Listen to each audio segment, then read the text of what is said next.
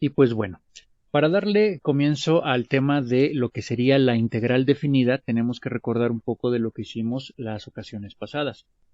Si ustedes recuerdan, en ejercicios anteriores estuvimos revisando cómo encontrar el área debajo de una curva únicamente por medio de las sumas de Riemann. Es decir, nosotros tenemos una función que nos especifican y que nos dicen, ok, la función tiene estas características. Puede ser una línea recta, puede ser una parábola, puede ser una sección esférica, una sección parabólica, cualquier cosa. Cualquier función que sería más bien una figura amorfa, ¿sí? Algo que no tiene una forma definida, pero que si conocemos su función podemos calcular el área que se encuentra debajo de esa curva y que ya vimos en anterioridad que la interpretación de esa área pues tiene muchísimas aplicaciones, ¿no? Por ejemplo, existe una función matemática que modela algo que se llama una distribución normal, que se ocupa, por ejemplo, en estadística. Esa función es una función matemática que al momento de integrarla de menos infinito a infinito, nos entrega el área que se encuentra debajo de la curva. La interpretación del área que se encuentra debajo de esa curva de una distribución normal, por ejemplo, pues es el porcentaje de probabilidades que tenemos de que ocurra cierto evento en ese experimento que hicimos. Entonces, cuando hablamos, por ejemplo, de velocidades, por ejemplo, si nosotros graficamos una velocidad constante y queremos calcular la distancia, podemos hacer la integral de esa velocidad, la integral de esa función que representa la velocidad, y el área que se encuentra bajo la curva es lo que corresponde a la distancia que se ha recorrido. O sea, el cálculo de esa superficie corresponde al área que se ha recorrido. Entonces, es muy variable la interpretación que se le puede dar al área debajo de la curva de una función específica. Uno de los métodos que utilizamos para poder calcular esa área fue el método de las sumas de Riemann, que ocupaba fórmulas de sumatorias, que ya las tenemos por acá, la sumatoria de una constante, la sumatoria de un contador I, que en algunos libros la manejan como K, pero es lo mismo, la sumatoria de un contador cuadrado, de un contador cúbico, y nosotros ya teníamos las fórmulas que nos estructuraban normales, pero nosotros tuvimos que distribuirlas, ¿sí? Desarrollarlas para poder hacer un mejor uso al momento de sustituir en nuestros elementos. Necesitábamos encontrar un delta, o sea, el ancho de cada rectángulo, un sub i, un x sub i, que nos permitía contabilizar todos los posibles rectángulos que pudiéramos emplear, y la fórmula de base por altura, que no es otra cosa más que el área de un rectángulo normal, ¿no? Delta es la base, la función es la altura. ¿Por qué? Porque al momento de evaluar valores de x en una función, lo que obtienes es la altura, valores de y. O sea, base por altura. Sumamos todos esos rectángulos y metemos con el límite cuando n tiende a infinito, metemos tantos rectángulos como nos sea posible. Eso hace que nuestra fórmula pase de ser una aproximación del área a un valor exacto del área, porque al meter infinito número de rectángulos, el área se ajusta perfectamente. Ya habíamos visto todo el proceso que seguíamos para resolver este tipo de ejercicios.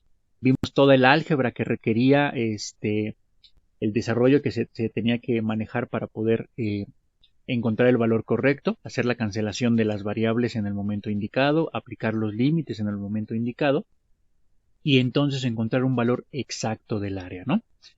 Entonces, bueno, este método comparado contra lo que vamos a ver ahorita, que sería la integral definida, nos vamos a dar cuenta que es un cambio exorbitante en los pasos, ¿sí? Nosotros nos vamos a reducir demasiado en cómo resolver. Por ejemplo, esta fue una función que dejamos marcada la sesión anterior, que se llamaba 3 décimos de x cúbica menos 6x. Calcular el área que estaba debajo de la curva en el intervalo de menos 4 a 1. Cuando tú haces el desarrollo y te das cuenta de todo lo que tienes que ir haciendo y todo lo cauteloso que tienes que ser en cada uno de los pasos para llegar a la respuesta, pues si lo comparamos contra el proceso que realmente es una integral definida, pues nos vamos a dar cuenta que es muchísimo más sencillo y es mucho más eficiente. Pero antes de entrar a la integral definida, vamos a tratar de comprender qué es lo que nos está diciendo una integral definida.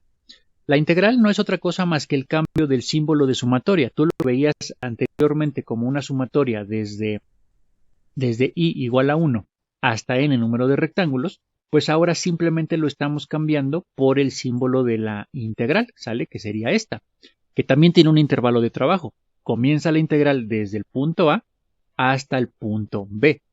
Entonces lo que estaríamos haciendo nosotros es que primero nos están dando una fórmula, nos están dando una función matemática.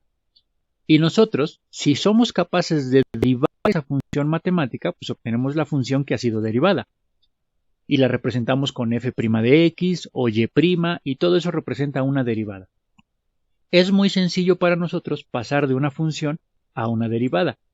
Pero si nosotros tenemos que pasar de una derivada a una función original, recordemos que en el momento que nosotros tenemos una función que ya es una derivada, o sea, que ya se convirtió en una derivada, y tenemos que regresar a la función original, esa función original se llama antiderivada, ¿sale? O también se le puede conocer como la primitiva, es decir, la primera función antes de haber sido derivada. Entonces, hay un método que nos va a permitir llegar de esa función que ha sido derivada a la primitiva o a la antiderivada. Ese método va a ser el cálculo integral, es decir, las integrales. Por lo tanto, si nosotros tenemos una integral con un intervalo de trabajo desde el punto A hasta el punto B, nos está diciendo que nos va a calcular de una función cualquiera. Nosotros podemos tener una función que es una figura amorfa, puede ser una línea recta, puede ser una sección de una hipérbola, de una parábola, de una circunferencia, de lo que sea, no importa. Si nosotros conocemos la función que modela esa gráfica, entonces podemos determinar el área que se encuentra entre el eje de la X y esa función, ¿sale? Nosotros lo que vamos a tener que hacer es esto. Ya sabemos que las partes de la integral son el símbolo, el integrando y la variable de integración. Cuando nosotros aplicamos el proceso de integración a través de sus fórmulas directas, a través de sus métodos que le corresponden, nosotros vamos a tener entonces una primitiva que ya no se va a representar con f minúscula, sino que se va a representar con f mayúscula.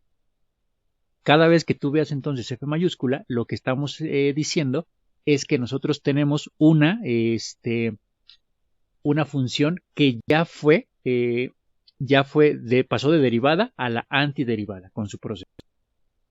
Aquí hay dos partes, o sea, la integral definida lo que corresponde es que una vez que yo encontré esa función que ya había sido derivada, pues la voy a evaluar en un intervalo, ¿sale? Ese intervalo en el que lo voy a trabajar es en el intervalo AB. Por lo tanto, yo lo que estaría obteniendo como resultado es la antiderivada evaluada en el extremo superior, es decir, empezando desde acá, y le voy a restar la antiderivada evaluada en el intervalo inicial, es decir, en el de aquí.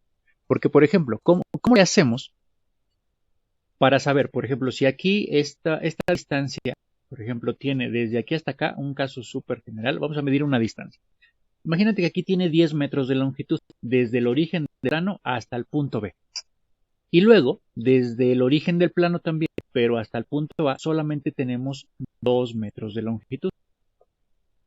La pregunta es, ¿cuál es la distancia que existe entre el punto A y el punto B? Esa distancia que existe, pues no es otra cosa más que una resta, ¿no? La resta del valor superior, o sea, del valor más lejano, menos el valor más cercano, y pues eso nos da la medida de 8, por ejemplo. Bueno, pues sucede lo mismo con las áreas. Si tú necesitas encontrar un intervalo de área, pues necesitas evaluar primero el valor del área más lejano y restarle el valor del área más cercano. Y lo que te sobre de esa operación es lo que corresponde al área que se encuentra debajo de esa función, ¿sale? Entonces es muy sencillo hasta cierto punto comprender cuál es la mecánica de una línea, de una superficie, perdón, ¿sale? De una superficie. Entonces, pues bueno, una vez entendiendo este pequeño concepto de que la integral, lo que tengo en una integral es una derivada, todas las funciones que a ti te den para una integral son una derivada, pues al momento que aplicas el proceso encuentras la antiderivada, es decir, la función original antes de que tú derivaras. Y bueno, nosotros, si recordamos, teníamos un método